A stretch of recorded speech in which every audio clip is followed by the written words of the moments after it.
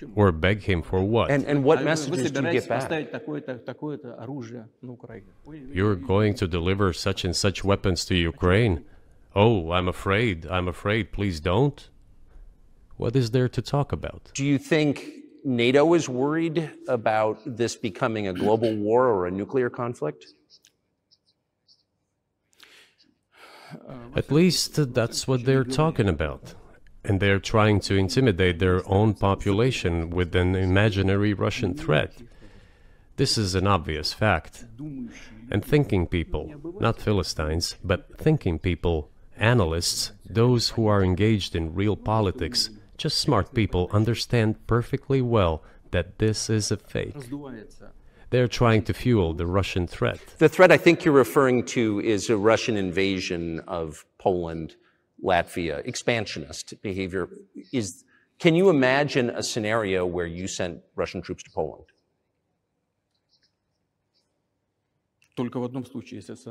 Only in one case, if Poland attacks Russia. Why? Because we have no interest in Poland, Latvia, or anywhere else. Why would we do that? We simply don't have any interest. It's just threat-mongering. Well, the argument, I know you know this, is that, well, he invaded Ukraine, he has territorial aims across the continent, and you're saying unequivocally you don't.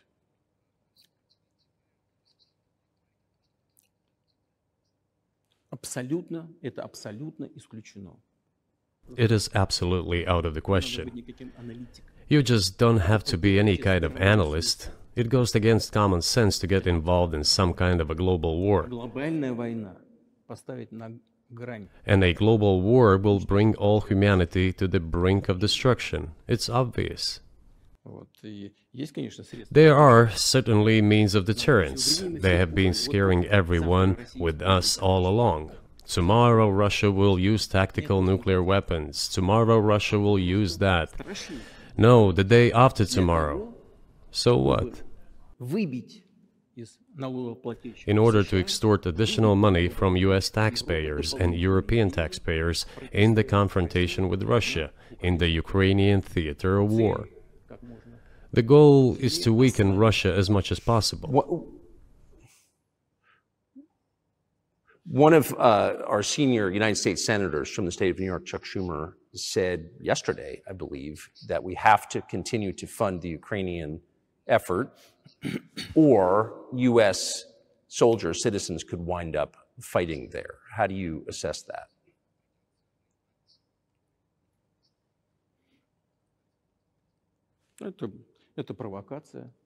This is a provocation, and a cheap provocation at that.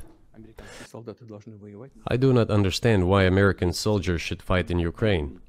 There are mercenaries from the United States there.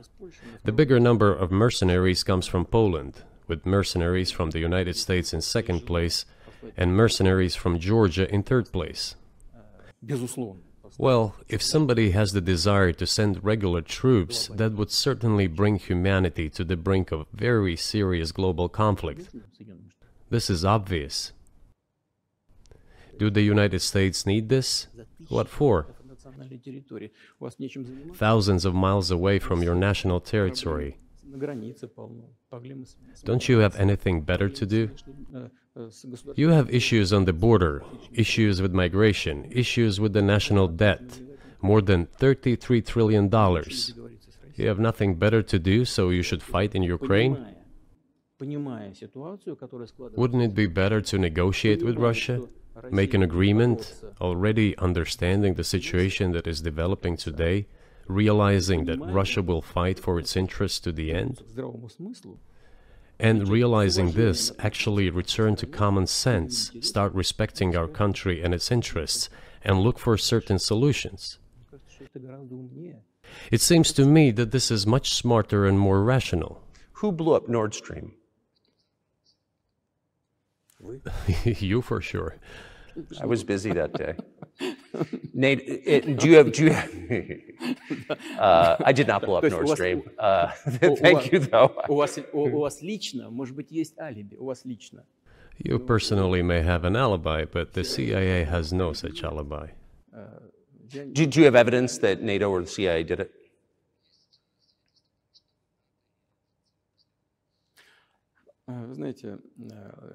You know, I won't get into details, but people always say in such cases, look for someone who is interested. But in this case, we should not only look for someone who is interested, but also for someone who has capabilities. Because there may be many people interested, but not all of them are capable of sinking to the bottom of the Baltic Sea and carrying out this explosion. These two components should be connected. Who is interested and who is capable of doing it? But I'm confused. I mean, that's the biggest act of industrial terrorism ever, and it's the largest emission of CO2 in history. Okay, so if you had evidence, and presumably given your security services, your intel services, you would, that NATO, the US, CIA, the West, did this, why wouldn't you present it and win a propaganda victory?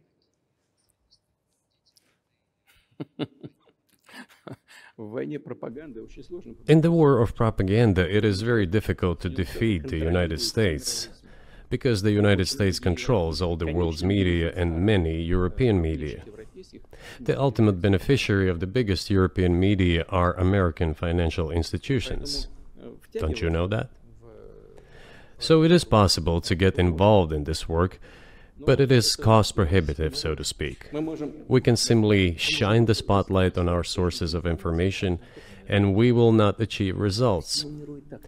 It is clear to the whole world what happened, and even American analysts talk about it directly. It's true. Yes, but here's a question you may be able to answer. You worked in Germany, famously. The Germans clearly know that their NATO partner did this, and it damaged their economy greatly. It may never recover. Why are they being silent about it? That's very confusing to me. Why wouldn't the Germans say something about it?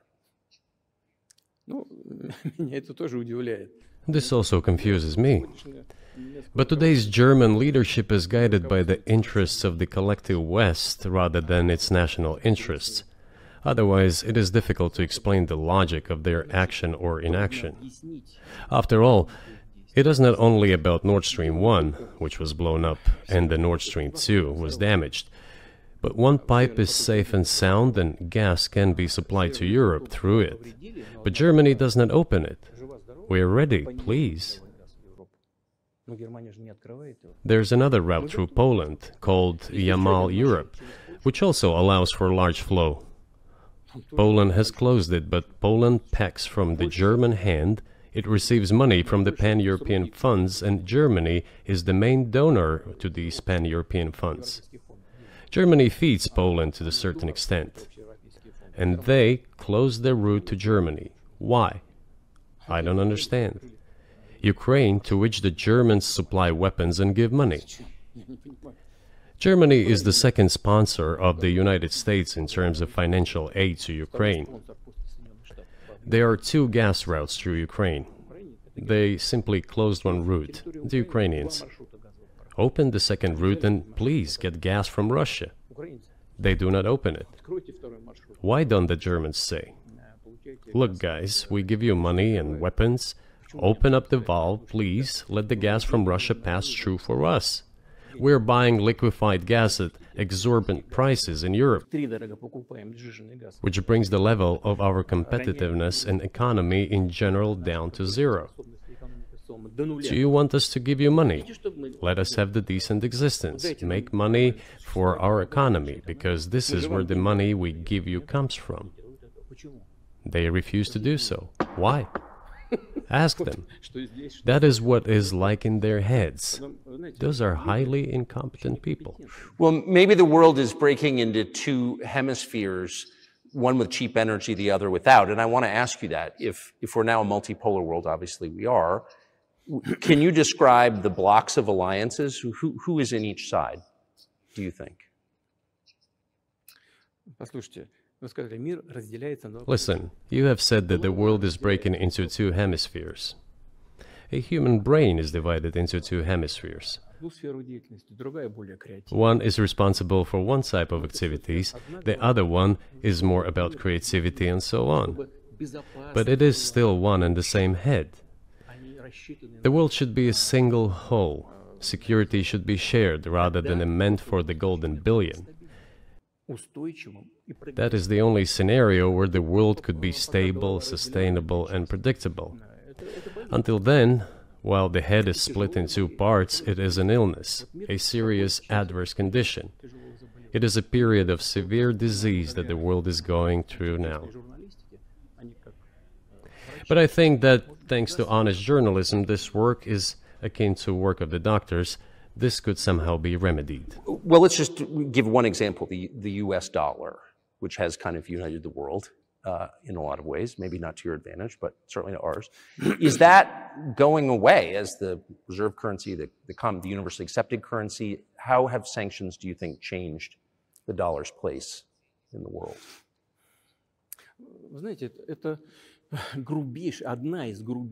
You know, to use the dollar as a tool of foreign policy struggle is one of the biggest strategic mistakes made by the US political leadership.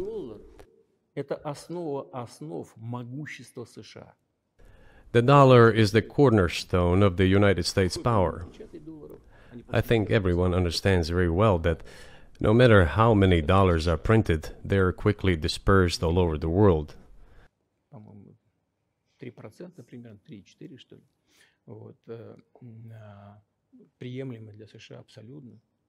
Inflation in the United States is minimal. It's about 3 or 3.4%, which is, I think, totally acceptable for the US. But they won't stop printing. What does the debt of $33 trillion tell us about?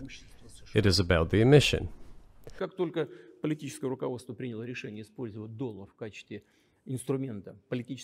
Nevertheless, it is the main weapon used by the United States to preserve its power across the world. As soon as the political leadership decided to use the US dollar as a tool of political struggle, a blow was dealt to this American power. I would not like to use any strong language, but it is a stupid thing to do and a grave mistake.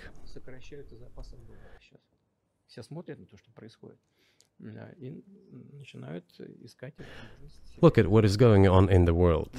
Even the United States allies are now downsizing their dollar reserves.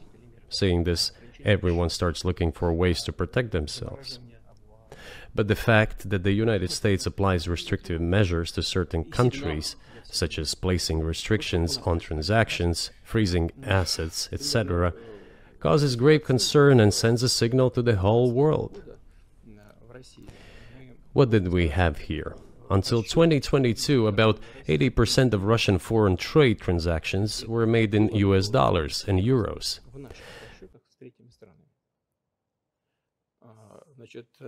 US dollars accounted for approximately 50% of our transactions with third countries, while currently it is down to 13%. It wasn't us who banned the use of the US dollar.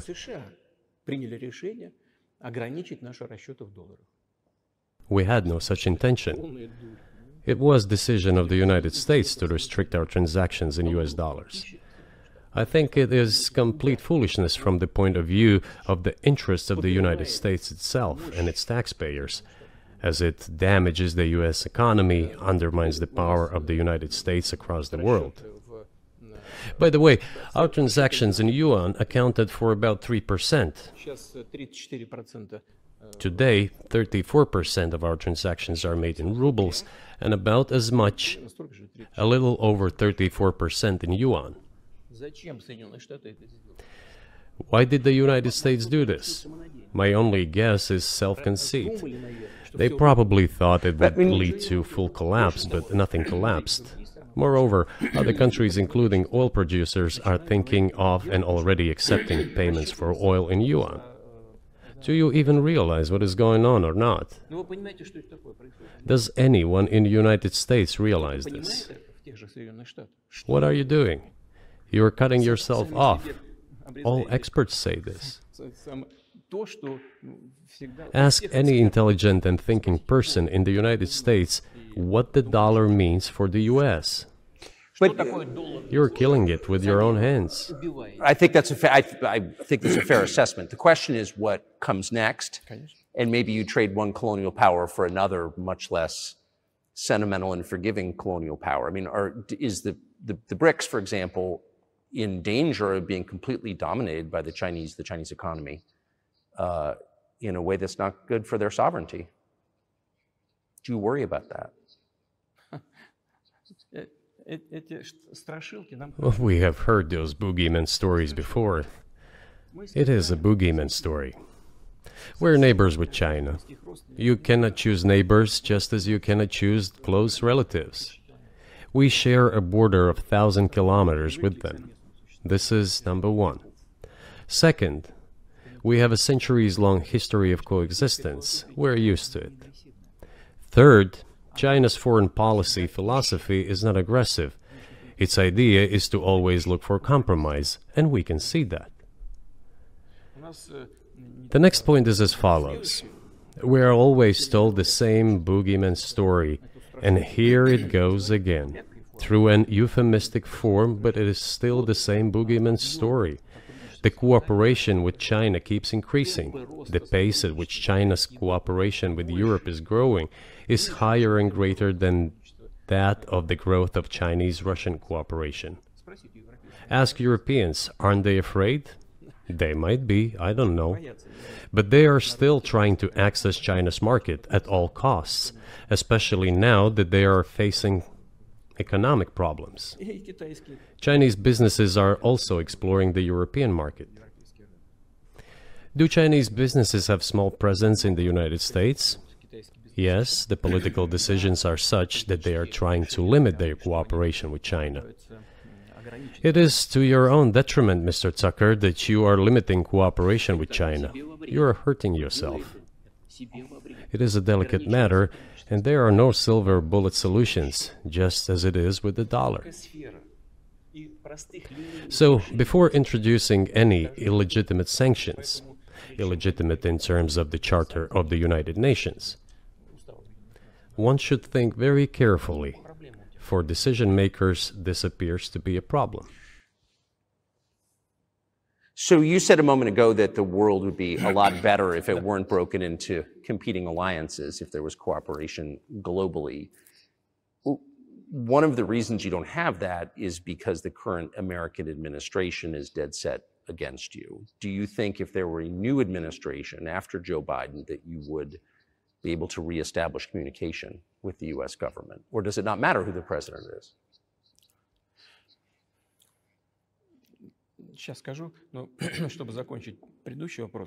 I will tell you, but let me finish the previous thought. We, together with my colleague and friend, President Xi Jinping, set a goal to reach $200 billion of mutual trade with China this year. We have exceeded this level. According to our figures, our bilateral trade with China totals already $230 billion, and the Chinese statistics says it is $240 billion. One more important thing. Our trade is well balanced, mutually complementary in high-tech, energy, scientific research and development. It is very balanced. As for BRICS, where Russia took over the presidency this year, the BRICS countries are, by and large, developing very rapidly. Look, if memory serves me right, back in 1992, the share of the G7 countries in the world economy amounted to 47%, whereas in 2022 it was down to, I think, a little over 30%.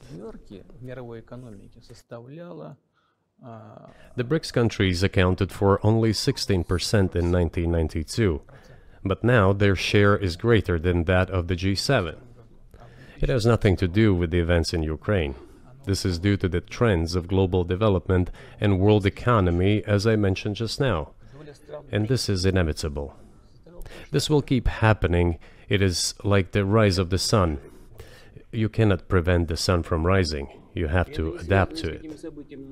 How do the United States adapt? With the help of force, sanctions, pressure, bombings, and use of armed forces. This is about self-conceit.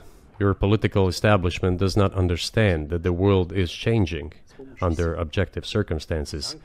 And in order to preserve your level, even if someone aspires, pardon me, to the level of dominance, you have to make the right decisions in a competent and timely manner. Such brutal actions, including with regard to Russia and, say, other countries, are counterproductive. This is an obvious fact. It has already become evident. You just asked me if another leader comes and changes something. It is not about the leader. It is not about the personality of a particular person. I had a very good relationship with, say, Bush. I know that in the United States, he was portrayed as some kind of a country boy who does not understand much. I assure you that this is not the case. I think he made a lot of mistakes with regard to Russia, too. I told you about 2008 and the decision in Bucharest to open the NATO's doors for Ukraine and so on. That happened during his presidency. He actually exercised pressure on the Europeans. But in general, on a personal human level, I had a very good relationship with him. He was no worse than any other American or Russian or European politician. I assure you, he understood what he was doing as well as others. I had such personal relationship with Trump as well. It is not about the personality of the leader, it is about the elite's mindset. If the idea of domination at any cost, based also on forceful actions, dominates the American society, nothing will change. It will only get worse. But if, in the end, one comes to the awareness that the world has been changing due to the objective circumstances, and that one should be able to adapt to them in time, using the advantages that the US still has today, then perhaps something may change. Look, China's economy has become the first economy in the world in purchasing power parity. In terms of volume, it overtook the US a long time ago. The USA comes second, then India, 1.5 billion people, and then Japan, with Russia in the 5th place. Russia was the first economy in Europe last year, despite all the sanctions and restrictions. Is it normal from your point of view? Sanctions, restrictions, impossibility of payments in dollars, being cut off from SWIFT services, sanctions against our ships carrying oil, sanctions against airplanes, sanctions in everything, everywhere. The largest number of sanctions in the world which are applied against Russia. And we have become Europe's first economy during this time. The tools that US uses don't work. Well, one has to think about what to do. If this realization comes to the ruling elites, then yes, then the first person of the state will act in anticipation of what the voters and the people who make decisions at various levels expect from this person. Then maybe something will change. But you're describing two different systems. You say that the leader acts in the interest of the voters, but you also say these decisions are not made by the leader, they're made by the ruling classes. You've run this country for so long, you've known all these American presidents. What are those power centers in the United States, do you think? Like, who actually makes the decisions?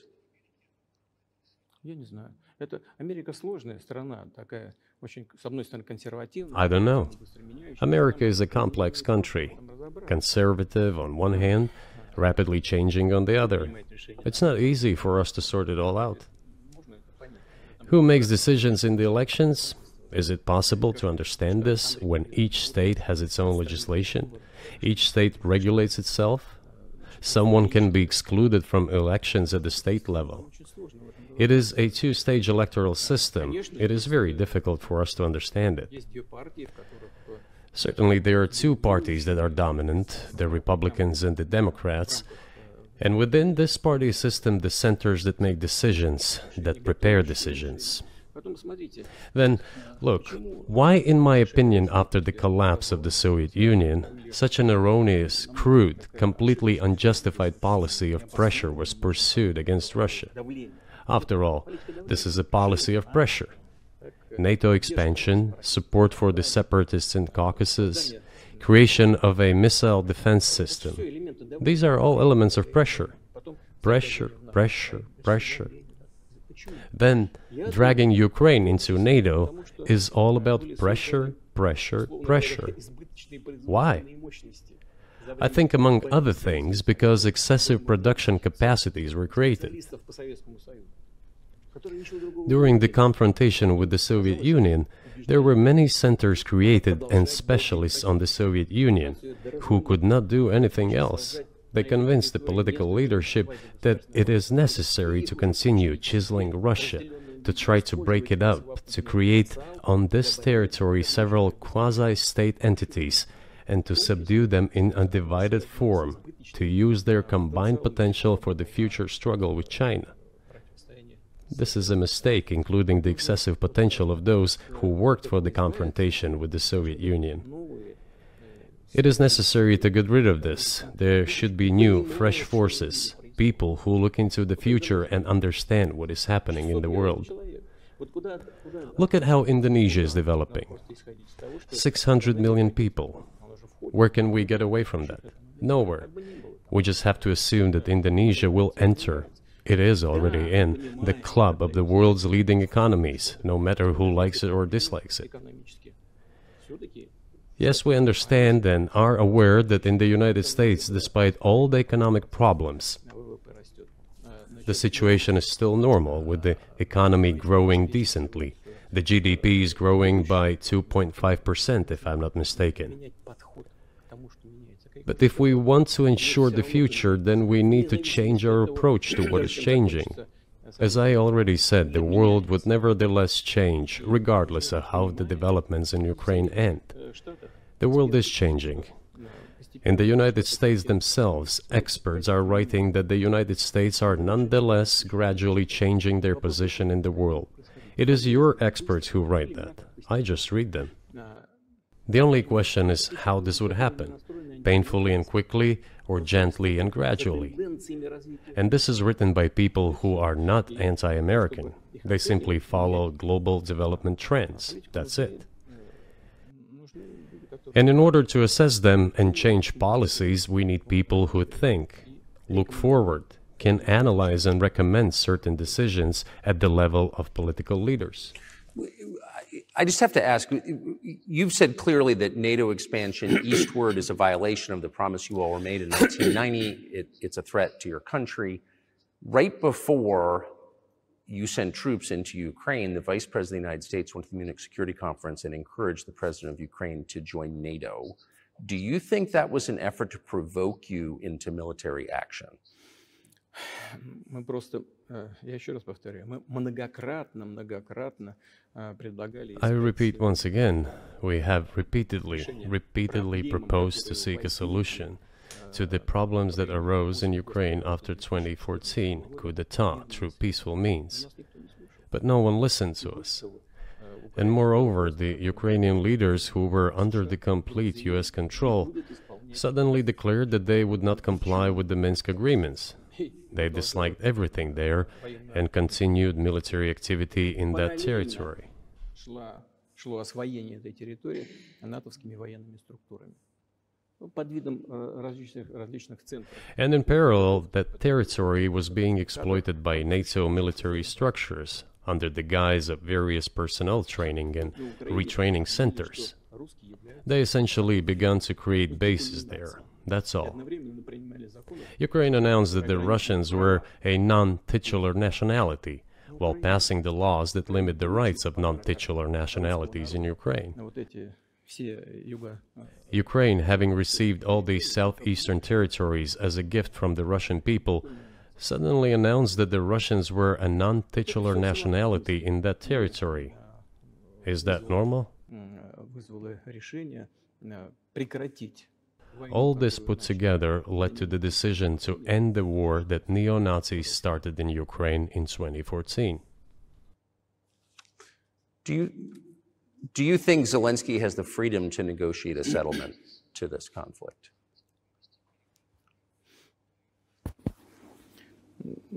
I don't know the details. Of course, it's difficult for me to judge. But I believe he has, in any case, he used to have. His father fought against the fascists, Nazis, during World War II. I once talked to him about this. I said, Volodya, what are you doing? Why are you supporting neo-Nazis in Ukraine today, while your father fought against fascism? He was a front-line soldier. I will not tell you what he answered. This is a separate topic, and I think it's incorrect for me to do so. But as to the freedom of choice, why not? He came to power on the expectations of Ukrainian people that he would lead Ukraine to peace. He talked about this. It was thanks to this that he won the elections overwhelmingly. But then, when he came to power, in my opinion, he realized two things. Firstly, it is better not to clash with neo-Nazis and nationalists, because they are aggressive and very active. You can expect anything from them. And secondly, the US-led West supports them and will always support those who antagonize with Russia. It is beneficial and safe. So he took the relevant position despite promising his people to end the war in Ukraine. He deceived his voters. But do you think at this point, as of February 2024, he has the latitude, the freedom to speak with you or your government directly about putting an end to this, which clearly isn't helping his country or the world? Can he do that, do you think? Ну, а почему нет? Он же Why считается not? главой государства. He considers himself head of state. He won the elections. Although we believe in Russia that the coup d'etat is the primary source of power for everything that happened after 2014. And in this sense, even today, government is flawed. But he considers himself the president, and he is recognized by the United States, all of Europe, and practically the rest of the world in such a capacity. Why not? He can. We negotiated with Ukraine in Istanbul. We agreed. He was aware of this. Moreover, the negotiation group leader, Mr. Arahamiya is his last name, I believe still heads the faction of the ruling party, the party of the president in the Rada. He still heads the presidential faction in the Rada, the country's parliament. He still sits there. He even put his preliminary signature on the document I am telling you about. But then he publicly stated to the whole world, we were ready to sign this document, but Mr. Johnson, then the Prime Minister of Great Britain, came and dissuaded us from doing this, saying it was better to fight Russia. They would give everything needed for us to return what was lost during the clashes with Russia, and we agreed with this proposal. Look, his statement has been published. He said it publicly. Can they return to this or not? The question is, do they want it or not? Further on, President of Ukraine issued a decree prohibiting negotiations with us. Let him cancel that decree, and that's it. We have never refused negotiations, indeed. We hear all the time, is Russia ready? Yes, we have not refused. It was them who publicly refused. Well, let him cancel his decree and enter into negotiations. We have never refused. And the fact that they obeyed the demand or persuasion of Mr. Johnson, the former Prime Minister of Great Britain, seems ridiculous and very sad to me. Because, as Mr. Arahamiya put it, we could have stopped those hostilities with war a year and a half ago already. But the British persuaded us and we refused this. Where is Mr. Johnson now? And the war continues. That's a good question. Where do you think he is and why did he do that?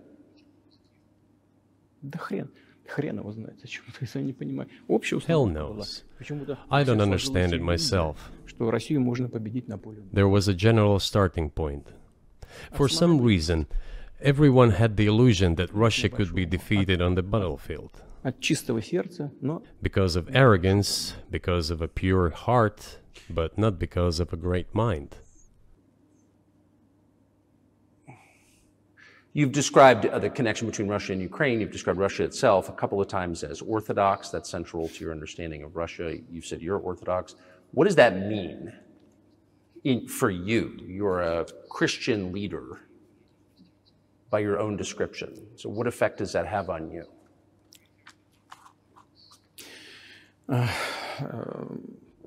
You know, As I already mentioned, in 988, Prince Vladimir himself was baptized following the example of his grandmother, Princess Olga. And then he baptized his squad, and then, gradually, over the course of several years, he baptized all the Rus. It was a lengthy process, from pagans to Christians. It took many years. But in the end, this orthodoxy, Eastern Christianity, deeply rooted itself in the consciousness of the Russian people. When Russia expanded and absorbed other nations who profess Islam, Buddhism, and Judaism, Russia has always been very loyal to those people who profess other religions. This is her strength. This is absolutely clear. And the fact is that the main postulates, main values are very similar, not to say the same, in all world religions I've just mentioned, and which are the traditional religions of the Russian Federation, Russia. By the way, Russian authorities were always very careful about the culture and religion of those people who came into the Russian Empire. This, in my opinion, forms the basis of both security and stability of the Russian statehood. All the peoples inhabiting Russia basically consider it their motherhood. If, say, people move over to you or to Europe from Latin America, an even clearer and more understandable example, people come, but yet they have come to you or to European countries from their historical homeland. And people who profess different religions in Russia consider Russia their motherland. They have no other motherland. We are together. This is one big family, and our traditional values are very similar.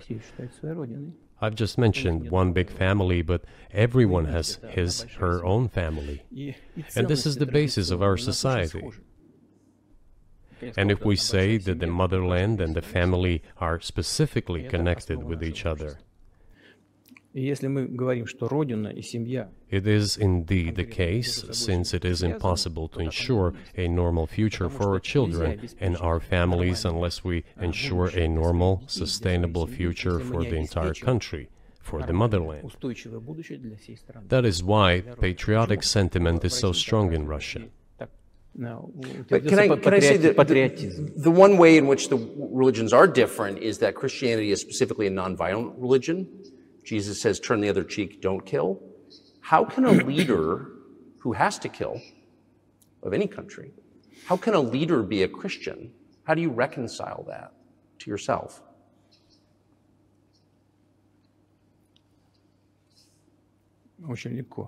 It is very easy when it comes to protecting oneself and one's family, one's homeland. We won't attack anyone. When did the developments in Ukraine start? Since the coup d'etat and the hostilities in Donbass began, that's when they started. And we're protecting our people, ourselves, our homeland, and our future. As for religion in general, you know, it's not about external manifestations. It's not about going to church every day or banging your head on the floor.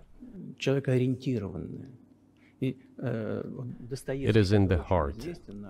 And our culture is so human-oriented. Dostoevsky, who was very well known in the West and the genius of Russian culture, Russian literature, spoke a lot about this, about the Russian soul.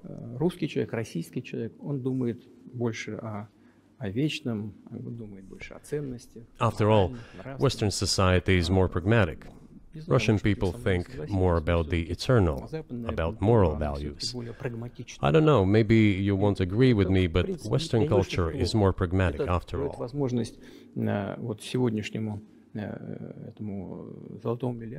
I'm not saying this is bad. It makes it possible for today's golden billion to achieve good success in production, even in science and so on.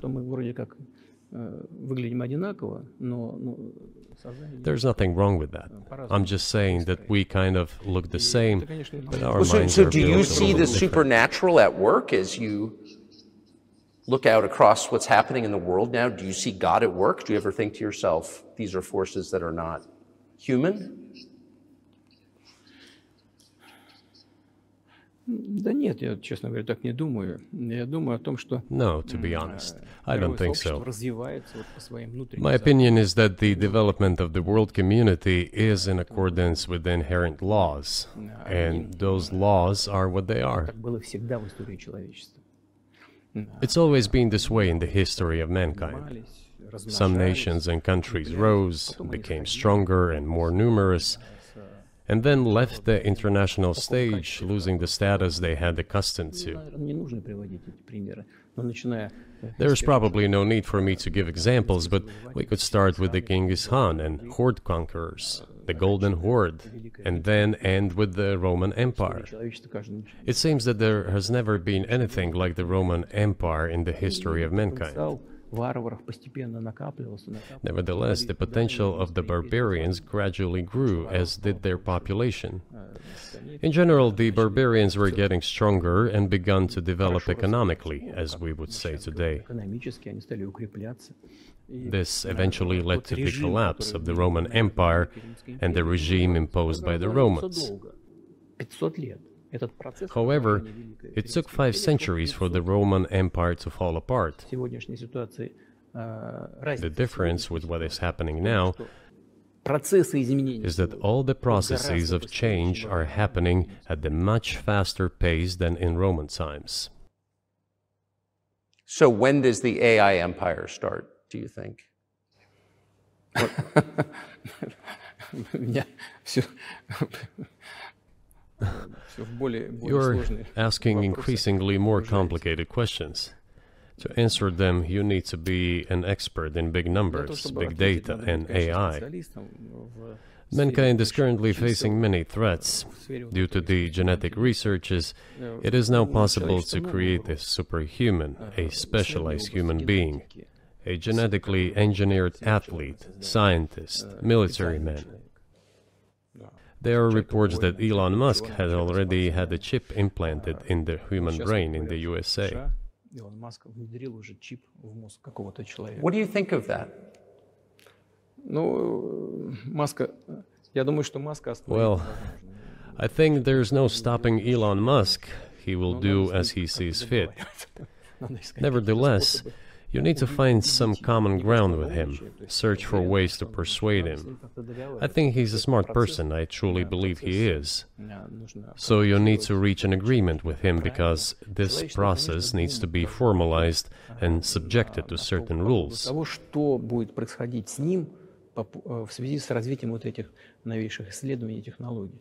В генетике, либо Humanity has to consider what is going to happen due to the newest development in genetics поэтому or in AI. вот One тогда, can make когда an approximate человечество prediction of what will почувствовало happen. угрозу своему существованию от ядерного оружия, все начали обладатели ядерного Once оружия начали mankind между собой felt an договариваться. existential Потому threat что coming понимали, from что nuclear их weapons, неаккуратное применение all может nuclear привести nations began to к come to terms with one another since Когда they realized наступит the понимание того, negligent что use of nuclear weaponry could беспредельное, drive бесконтрольное humanity to развитие extinction. искусственного интеллекта, либо генетики, либо еще каких-то современных направлений, остановить которые невозможно. It is impossible to stop research in genetics or AI today, just as it was impossible to stop the use of gunpowder back in the day. Эти исследования все равно будут. Но когда человечество почувствует угрозу для себя, But as soon as we realize that the threat comes from unbridled and uncontrolled development of AI, or genetics, or any other field, the time will come to reach an international agreement on how to regulate these things. I appreciate all the time you've given us. I just got to ask you one last question, and that's about someone who's very famous in the United States, probably not here, Evan Gershkovich, who's the Wall Street Journal reporter. He's 32, and he's been in prison for almost a year. This is a huge story in the United States, and I just want to ask you directly, without getting into the details of it or your version of what happened, if as a sign of your decency, you would be willing to release him to us and we'll bring him back to the United States.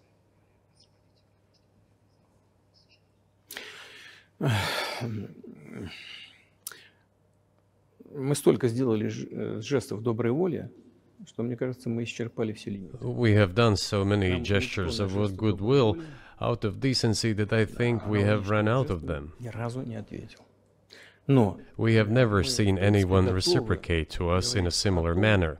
что мы However, in theory, we can say that we do not rule out that we can do that не исключаем того, что мы можем это if our сделать partners при take reciprocal steps. встречном движении со стороны наших When I talk about the partners, I first of all refer to special services. представителей специальных служб. Special services are in contact with one another. They are talking about the matter in question. На то, чтобы не решить это. There is no taboo to settle this Мы issue. готовы ее решать. We are willing to solve Там it. есть определенные условия, которые But there are certain terms being discussed via special services по channels. партнерским каналам между спецслужбами. I believe an agreement can be reached. Да. So typically, I mean, this stuff has happened for obviously centuries. One country catches another spy within its borders, it trades it for one of its own intel guys in another country. I think what makes, and it's not my business, but what makes this different is the guy's obviously not a spy, he's a kid.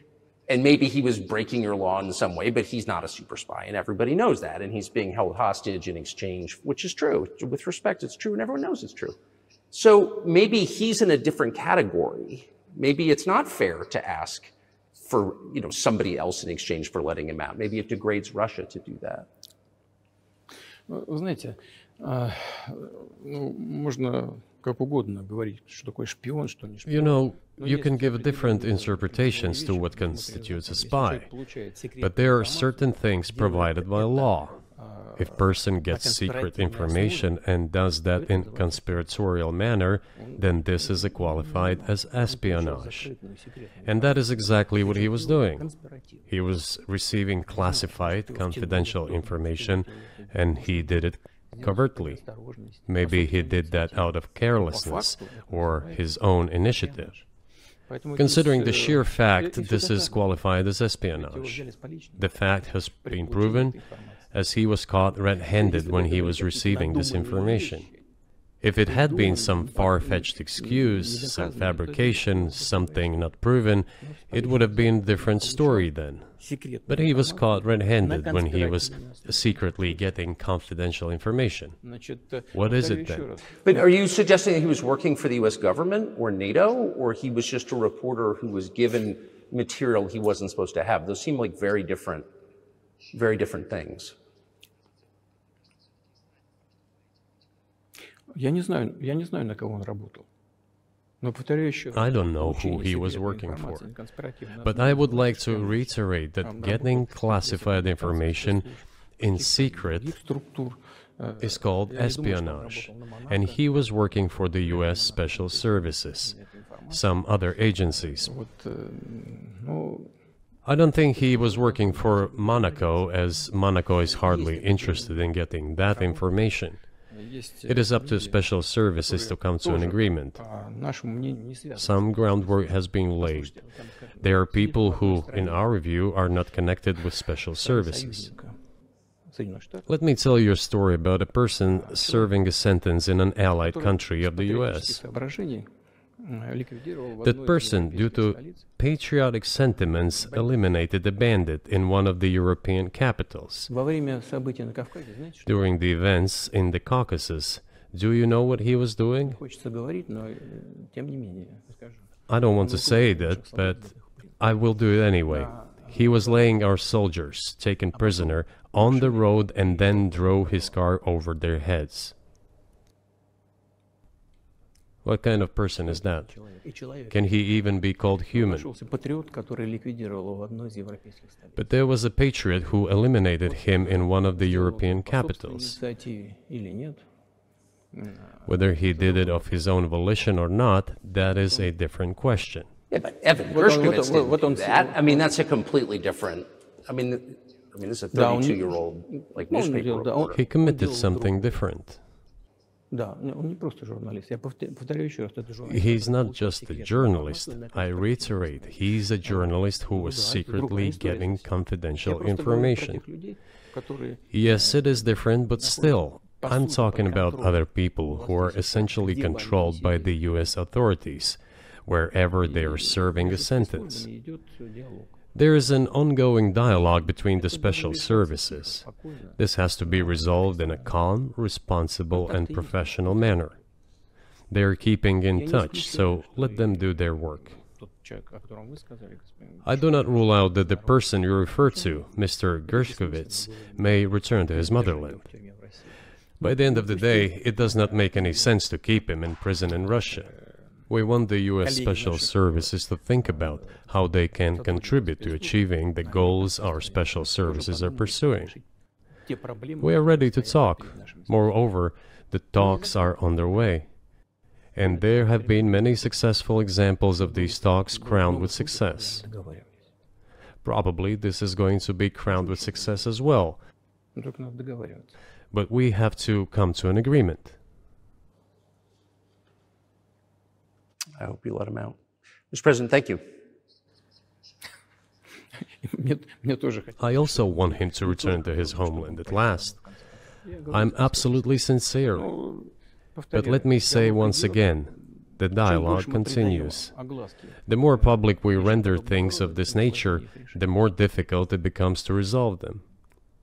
Everything has to be done in calm manner. I wonder if that's true with the war, though, also. I mean, I guess I want to ask one more question, which is, and maybe you don't want to say so for strategic reasons, but are you worried that what's happening in Ukraine could lead to something much larger and much more horrible? And how motivated are you just to call the U.S. government and say, let's come to terms?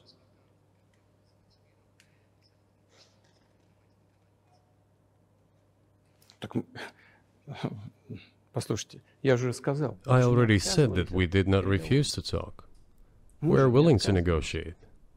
It is the Western side, and Ukraine is obviously a satellite state of the U.S. It is evident. I do not want you to take it as if I'm looking for a strong word or an insult, but we both understand what is happening. The financial support, $72 billion was provided.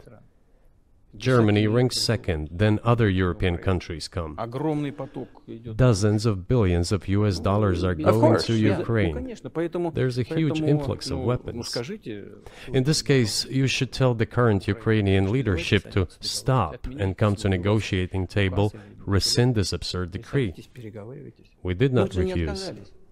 Sure, but you already said it. I didn't think you meant it as an insult, because you already said correctly, it's been reported that Ukraine was prevented from negotiating a peace settlement by the former British Prime Minister acting on behalf of the Biden administration. So, of course, they're a satellite. Big countries control small countries. That's not new. And that's why I asked about dealing directly with the Biden administration, which is making these decisions, not President Zelensky of Ukraine. Если администрация Зеленского на Украине отказалась от переговоров, well, if the Zelensky administration in Ukraine refused to negotiate, I assume they did it under the instruction from Washington. If Washington believes it to be the wrong decision, let it abandon it. Let it find a delicate excuse so that no one is insulted. Let it come up with a way out. It was not us who made this decision, it was them. So let them go back on it. That is it. However, they made the wrong decision, and now we have to look for a way out of the situation to correct their mistakes. They did it, so let them correct it themselves. We support this. So I just want to make sure I'm not misunderstanding what you're saying. I don't think that I am. I think you're saying you want a negotiated settlement to what's happening in Ukraine.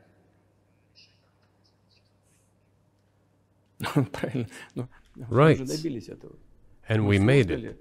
We prepared a huge document in Istanbul that was initialed by the head of the Ukrainian delegation. He affixed his signature to some of the provisions, not to all of it. He put his signature, and then he himself said, we were ready to sign it, and the war would have been over long ago, 18 months ago. However, Prime Minister Johnson came, talked us out of it, and we missed that chance. Well, you missed it, you made a mistake. Let them get back to that, that is all. Why do we have to bother ourselves and correct somebody else's mistakes? I know one can say it is our mistake. It was us who intensified the situation and decided to put an end to the war that started in 2014 in Donbass, as I have already said, by means of weapons. Let me get back to further in history. I already told you this. We were just discussing it. Let us go back to 1991, when we were promised that NATO would not expand, to 2008, when the doors to NATO opened to the declaration of state sovereignty of Ukraine, declaring Ukraine a neutral state. Let us go back to the fact that NATO and US military bases started to appear on the territory of Ukraine, creating threats to us. Let us go back to coup d'etat in Ukraine in 2014. It is pointless though, isn't it? We may go back and forth endlessly, but they stopped negotiations. Is it a mistake? Yes. Correct it. We are ready. What else is needed? Do you think it's too humiliating at this point for NATO to accept Russian control of what was 2 years ago Ukrainian territory? Я же сказал. I said, let them think how to do it with dignity. There are options if there is a will. Варианты есть. Up until now, there has been the uproar and screaming about inflicting a strategic defeat on Russia on the battlefield. Now they are apparently coming to realize that it is difficult to achieve, if possible at all. In my opinion, it is impossible by definition. It is never going to happen. It seems to me that now, those who are in power in the West have come to realize this as well. If so, if the realization has set in, they have to think what to do next. We are ready for this dialogue. Would you be willing to say, congratulations, NATO, you won, and just keep the situation where it is now? Ну, вы знаете, это предмет переговоров. You know, it is a subject matter for the negotiations. No one is willing to conduct, or, to put it more accurately, they are willing, but do not know how to do it.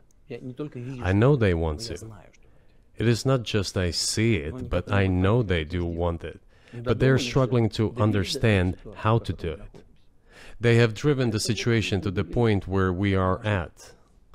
It is not us who have done that. It is our partners, opponents who have done that. Well, now let them think how to reverse the situation. We're not against it. It would be funny if it were not so sad.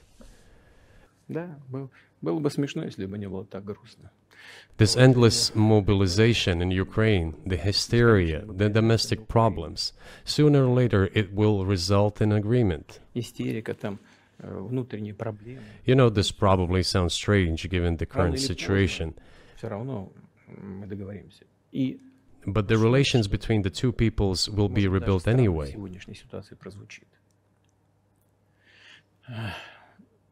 It will take a lot of time, but they will heal. I'll give you very unusual examples. There is a combat encounter on the battlefield. Here's a specific example. Ukrainian soldiers got encircled. This is an example from real life. Our soldiers were shouting to them, "There is no chance, surrender yourselves, come out and you will be alive." Suddenly, the Ukrainian soldiers were screaming from there in Russian, perfect Russian, saying, "Russians, do not surrender," and all of them perished. They still identify themselves as Russian.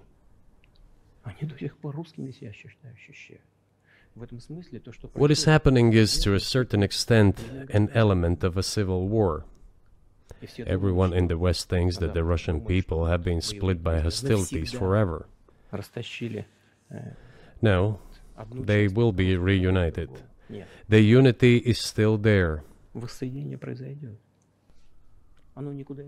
Why are the Ukrainian authorities dismantling the Ukrainian Orthodox Church? because it brings together not only the territory, it brings together our souls. No one will be able to separate the soul.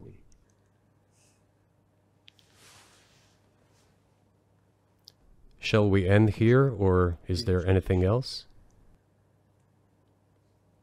No, I think that's great. Спасибо. Thank you, Mr. President. Free speech is bigger than any one person or any one organization. Societies are defined by what they will not permit. What we're watching is the total inversion of virtue.